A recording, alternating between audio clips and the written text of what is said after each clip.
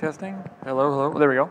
Thanks, Joe. Appreciate it. Thanks so much. Very informative topic there. Obviously, a lot happening in terms of LTE and narrowband IoT. So with that, now I'd like to bring up Derek Kerton, who's the founder of Telecom Concil, for his panel coming up here. So Derek. Thank you, Dan. Very good. Thanks, Derek. Appreciate it. My best bet is as I start to invite up my panelists to take their places at the table behind me. And so everybody can recognize who's talking, we'll try to do it in the order. So that we'll put Jaime immediately next to me, followed by Thomas, followed by Farooq, followed by Brian, if that's possible. Great. All right. So, good afternoon, everybody. My name, as Dan said, is Derek Kerton. I'm chairman of the Telecom Council of Silicon Valley. We are a club out there in California, in the Bay Area, whose sole purpose really is to help deals happen more quickly for other companies like your own. So we have over 100 members. We call them anchor members are wireless carriers from around the world, like Docomo Japan, Deutsche Telekom, British Telecom, US and Canadian carriers as well. And we don't revolve around them. Our world doesn't revolve around them. They are the anchor tenants because I love the fact that they are essentially, they're the collecting point for the money in the industry. In the telecom industry, the subscribers pay $50, $60 a month to these organizations that gather it all up, and they have these huge bags of money, which they distribute down the value chain. So that makes them kind of the anchor tenants of our organization. But really, we work on behalf of them, but also on behalf of the entrepreneur community in Silicon Valley who wants to engage with that big bag of money or the supply chain.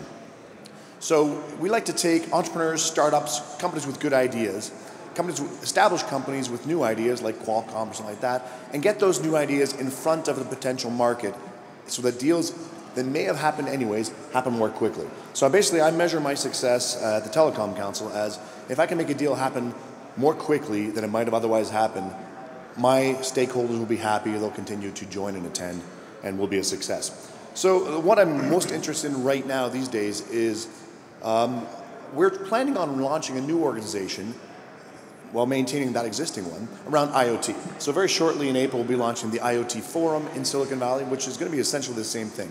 A club for all kinds of stakeholders. And we operate on an ongoing basis since it's regional in Silicon Valley. So it's global companies that are local in the region with a global impact. So we'll be hopefully making a lot of connections between partners and potential ecosystem connections throughout the IoT space. So that's what I do. One of the things we do at the Telecom Council and also will do at the IoT Forum, as I said, is engage these people. So one of the tools we use is the speed dating. We do arranged introductions, but we also do that rapid fire pitch session. And so we're going to quickly reproduce a little bit of that today for you in a hyper concise version. So we have 4 great companies that have innovation, something interesting to say to the IoT and telecom space. And we're going to let each one of them step forward, give you a 5-minute presentation on what's great about them and why you might want to engage with their company.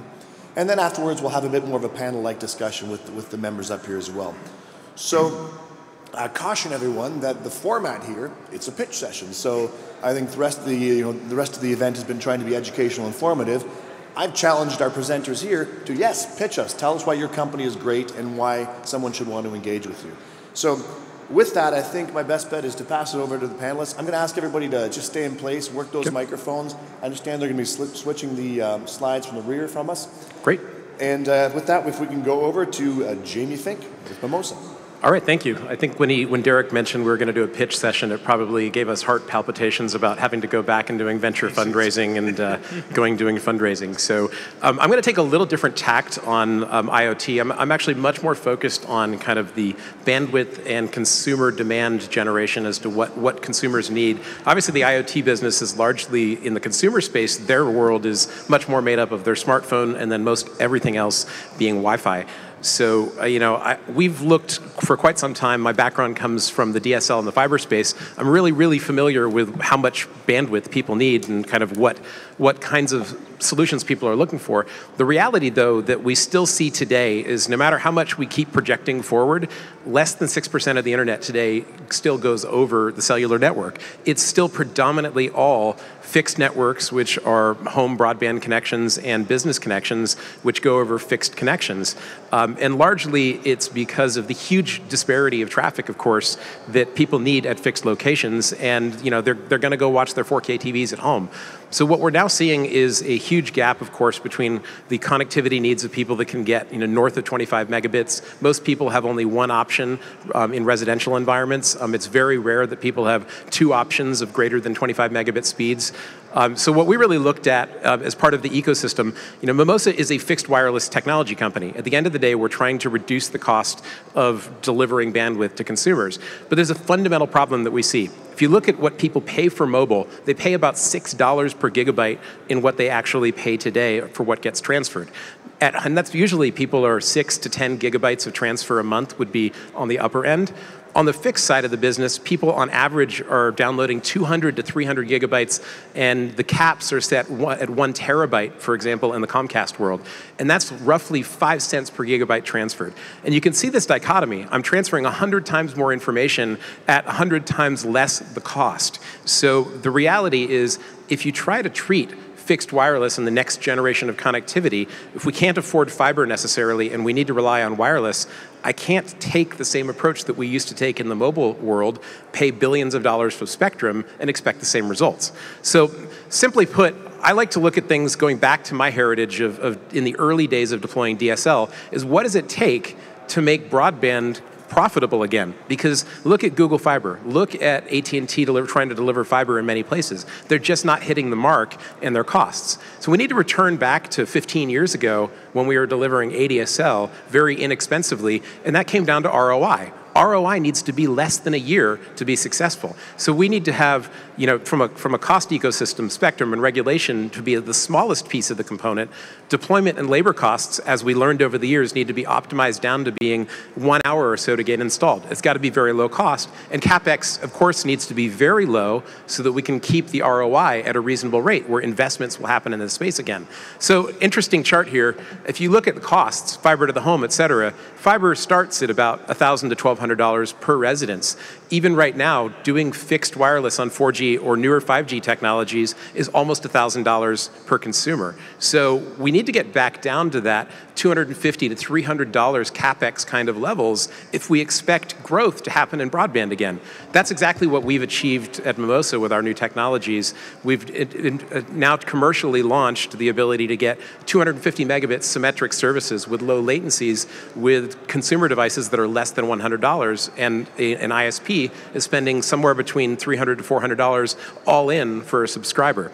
So a couple of things I want to point out that are worth discussing in the panel side is about spectrum. There's been a lot of talk about millimeter wave. We realized early on, and I think one of my other panelists is going to talk a lot about their progress in millimeter wave, but in suburban residential areas where most of the real connectivity problems are, we have big problems with how do we get through the forest that is in most of our areas. Look across Texas, you'll see it all over the place.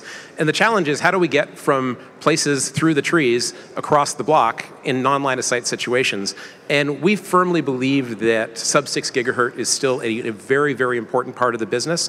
Unfortunately, there's not a lot of spectrum, and the mobile spectrum is far too expensive for this job. So I think our challenge, in Mimosa, we typically totally focus on spectral reuse technologies in sub-6 gigahertz, and then we're going to see how millimeter wave progresses to prove whether or not it can get the job done in these extremely, extremely difficult environments. So really our focus to date has been how can we deliver something cost effective at incredibly high speeds and very easy to deploy in tough situations, from rural situations, urban situations, as well as building to building situations. And a lot of, I think, the public connectivity, we're seeing a ton of progress with electrical cooperatives and municipalities that are public-private kinds of entities loving this model because fiber costs didn't work for them and they're looking for a better solution. And this is really the main traction that we've had in the market so far. So with that, I will hand over to my next colleague. Thank you. Great, thanks a lot, Jamie. I'll pass it over to Thomas and talk a little bit about what you guys are up to. Make sure you guys can hear me. So I'm at the exact opposite end of the solution. So we're a new chip manufacturer.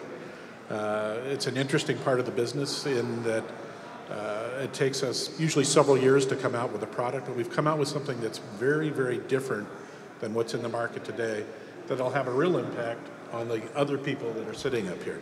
So what we're doing is we're coming out with a chip that is an order of magnitude more energy efficient, more flexible, at a lower price point in order to enable IoT applications. So we're a startup. we're building a complete engine, something that's hardware and software. We're headquartered in, of all places, San Diego, which is a sort of a good place to be. And we have development centers also in Sweden and in China. And our initial platform is designed to address the sub-gigahertz to 6 gigahertz operation. And our product is going to live at the very edge of the network, where energy and flexibility, or energy use and flexibility is really key. And the first products are now just entering the market. So what we have come up with is a very new way of processing the RF signal. Typical radios today use something called, they're linear transmitters and linear receivers. We've come up with a new way of doing the signal processing that cuts out about half the, well, not half, a good chunk of the silicon, and it dramatically cuts the energy consumption. It also makes it very open to programmability, to move things that used to be in fixed silicon gates into software. And so all of our protocols, Wi-Fi, NB-IoT, Bluetooth, Zigbee, are just programs that run on a specialized processor. So much what several years ago when NVIDIA came up with the first graphics processor, we've come up with a nonlinear RF processor. And protocols, instead of being implemented as millions of gates in hardware, are in software that can be swapped in and out dynamically based on application demand. So you could have an application that needs to speak Bluetooth, that needs to speak Zigbee, needs to speak Wi-Fi, and you can switch between being a Zigbee radio to a Wi-Fi radio to an NB-IoT radio, all within just a few microseconds. And this is all implemented in silicon on a single chip. And so we're able to reduce the power up to about an order of magnitude. Well, one chip can replace several chips. Instead of having a watch that has to have a separate chip for Wi-Fi, a separate chip for Bluetooth, they can all be integrated on a single chip, and the personality of the radio is based on the software, not of the underlying hardware gates. Jim, Thomas, just jump in real quickly. How quickly can you switch between those? About 30 microseconds. 30 microseconds. Yep. I'll wait. And so it's under application demand. And so this creates some very flexible opportunities. Our initial chips will have Wi-Fi, Zigbee, and Bluetooth, but we'll be quickly moving into NB-IoT and other 5G technologies. And one chip can address down to from about 400 megahertz up to about the 6 gigahertz range. And in addition to this polar transceiver or nonlinear radio processor, we've also developed these software personality modules, and then some advances in the digital power amp area that dramatically reduces the power. So first product is out on the market today, the world's lowest Wi-Fi radio. This is sort of a test chip, but we decided to try it with Wi-Fi. It's about 2 times lower than anything in the marketplace, targeted for network edge, energy critical applications, where you're transmitting small amounts of data, long periods of sleep, and you'll be seeing some additional products coming out later this year. This is great, Thomas, because the first question I always ask people who say, I have a new radio, can do things different, is can you prove it? And by having the radio out there, you've kind of knocked that one already off the table. It's great, yeah. Thanks. Farooq, over to you. Okay. Okay, my friend Jaime already made a great case for fixed wireless access. Let's see. So PHAZR is developing 5G millimeter wave systems, both for mobile access as well as fixed access. The first case is going to be fixed access, and we are launching products this year for fixed wireless access. And there is a huge amount of spectrum available in the licensed millimeter waves. FCC has already identified 10 times more spectrum than all the spectrum ever allocated for mobile in sub-6 gigahertz. And there's like 100 times more spectrum available. And we use that spectrum to provide gigabit per second speeds to the users. And the first application is fixed wireless, as you see in this case, where each our cell site can do nearly 100 gigabit per second data rate. Each sector is doing 30 gigabit per second, and these are just like 120-degree sectors, and aggregate data rate from a cell site is 100 gigabit per second. And within 200 to 1800 meters coverage range, it can provide gigabit per second connectivity to users. And the device that you see in the window is installed in the home. It has no cable, no DSL, no fiber, millimeter wave link to the base station. It has a built-in gigabit per second Wi-Fi. You plug in the power, you have instantaneous gigabit per second connectivity. And you can have hundreds of these users in the coverage area because the cell site has a huge 100 gigabit per second capacity. How we are able to do that, we are taking a very unique approach. Earlier, Joe Baird from GSA mentioned that sub-6 gigahertz is for mobile broadband. Millimeter wave is for extreme mobile broadband. You only need extreme mobile broadband for the downlink. 4K streaming, every traffic is heavily downlinked. And we use millimeter waves for the downlink while using sub-6 gigahertz for the uplink. This way, we can make the devices cheaper because the millimeter wave transmitter is expensive and power hungry, and devices do not need millimeter wave transmitter in our technology because they transmit at sub-6 gigahertz, only receive at millimeter waves, which is only incrementally more complex compared to a sub-6 gigahertz receiver. So this way, we open up hundreds of gigabit per second speeds for the downlink while having decent data rates on the uplink using a sub-6 gigahertz spectrum. And as you can see, I mean, the data rates on a cell side based on how much spectrum you have available. The maximum spectrum any operator can own in the millimeter wave band is 1,250 megahertz, 1.25 gigahertz. In that spectrum, you can do more than 100 gigabits per second data rate. I mean, we talk about 10 megahertz, 20 megahertz, but in millimeter waves, the amount of spectrum available is in gigahertz. That allows you to do these very, very high data rates. And we are able to develop commercial-ready products because we brought together a pioneer team in 5G millimeter wave. The research team from University of Texas in Austin here, and the development teams from Samsung and the Texas Instruments. And you can see the best-selling book on 4G LTE and the best-selling book on millimeter waves. Those authors are with PHAZR. So we are bringing together the best researchers and developers to develop this 5G millimeter wave technology for the licensed bands. And so our value proposition is really the industry-leading team, and we have developed the commercial-ready systems. The portfolio we offer is the broadest than the rest of the industry combined. We offer solutions at 24 gigahertz, 28, 37 to 40, all the bands that FCC designated for 5G, and in Europe, Europe's regulators are allocating, and in Korea and Japan, we cover all those bands. And the unique quadplex technology, where we only use millimeter wave for the downlink, allows you to create these cost-effective, low power and low form factor devices and make these 5G millimeter wave systems commercially viable today because there is no millimeter wave transmitter in the devices in our case.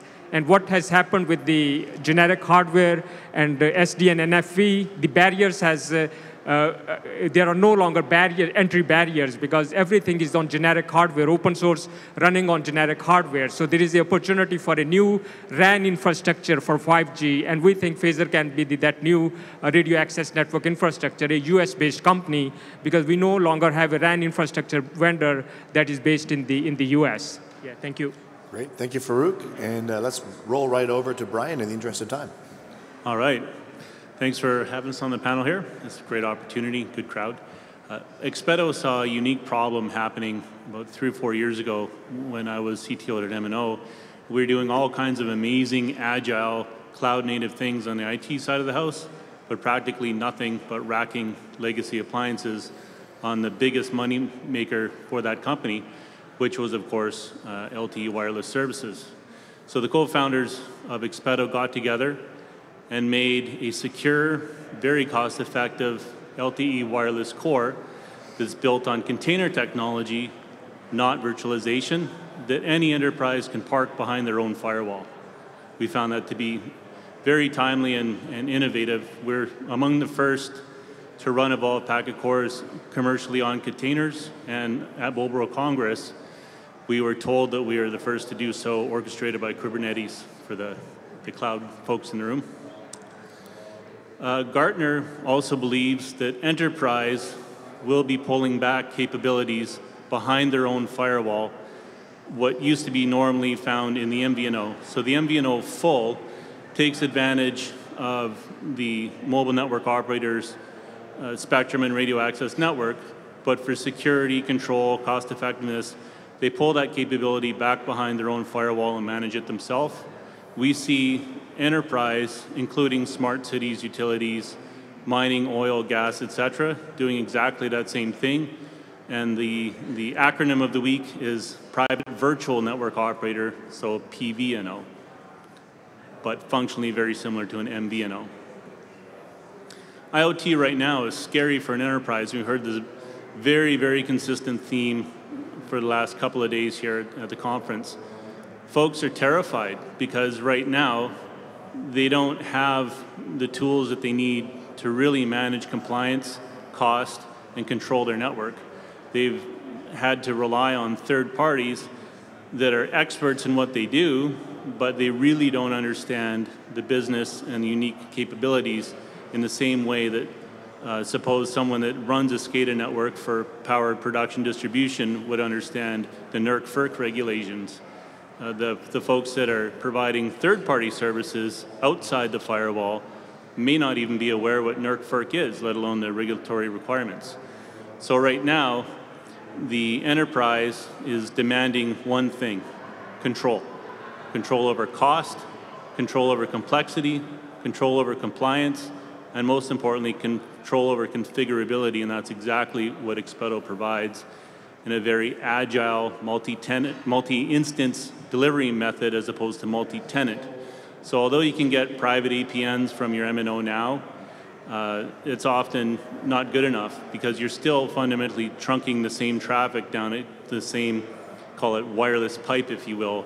If things are behind your own firewall and you have access to, in some cases, your own radio access network, like one of our reference clients in Australia, having your own RF that's behind your own firewall, the data never leaves your logical domain, right? So a lot of the progressive MNOs in the world are starting to see unused spectrum geographically no different than an unused airplane seat. You might as well do something with it, especially if the technology now has become software defined to the point that it's very pragmatic and realistic to geo-fence spectrum regions and be able to have those agreements that are commercially beneficial to all. So what the enterprise wants is to be able to have greater control over the security, greater control over agility and flexibility in real time using software-defined radios, software-defined evolved packet cores, and software-defined networking to stitch it all together. Expeto delivers exactly that using a very cost-effective subscription-based model that pretty much eliminates the CapEx element of the evolved packet core.